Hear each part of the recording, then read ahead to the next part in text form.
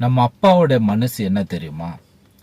ஆதியாகமம் 1:26 நமது சாயலாகவும் நமது ரூபத்தின்படியும் மனுஷனை உண்டாக்குவோமாக என்று எழுதப்பட்டிருக்கு.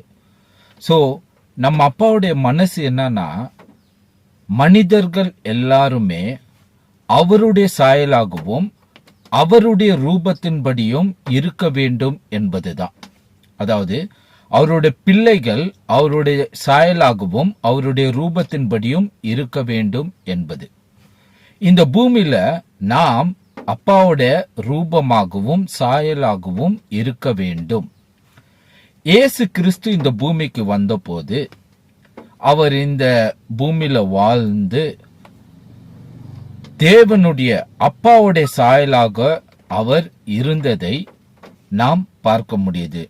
கொலோசியர் 1:15 2 கொரிந்தியர் 4:4 நாம் இதை பார்க்கிறோம்.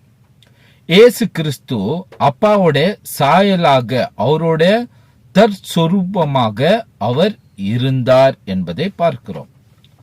இது மூலமா என்ன நடக்குதுன்னா, நம் மூலமா அப்பா இந்த உலகத்துக்கு காண்பிக்க விரும்புகிறார். இயேசு கிறிஸ்து சொல்றாரு யோவான் 14:9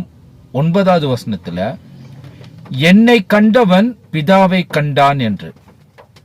சோ ஏன் அப்பா நம்ம அவருடைய சாயலாகவும் அவருடைய ரூபத்தின்படியும் இருக்க வேண்டும் என்று ஆசைப்படுறார்னா, நம்ம ஒரு கண்ணாடி போல இருக்க வேண்டும். நம் மூலமாய் பிதாவானவர் காணப்பட வேண்டும். இயேசு கிறிஸ்து சொல்றாரு என்னை கண்டவன் பிதாவை கண்டான் என்று. அப்போ நம்மை பார்க்கிறவர்கள் அப்பாவை பார்க்கணும், இதுதான் அவர் ஆசைப்படுறாரு. இந்த சிருஷ்டிப்புல நம்மை யார் பார்த்தாலும் அப்பா அதுல தெரியணும், அப்பா அதுல மகிமைப்படணும், அப்பா போல புள்ளையா இருக்கணும். இதுதான் அவருடைய ஆசை. ஸோ நம்ம அப்பாவை பிரதிபலிக்கிற ஒரு கண்ணாடி போல நாம் இந்த பூமியில வாழ வேண்டும். கர்த்தர் இதை விரும்புகிறார். நம்மை படைத்தவர் இந்த மனதுடையவராய் இருக்கிறார்.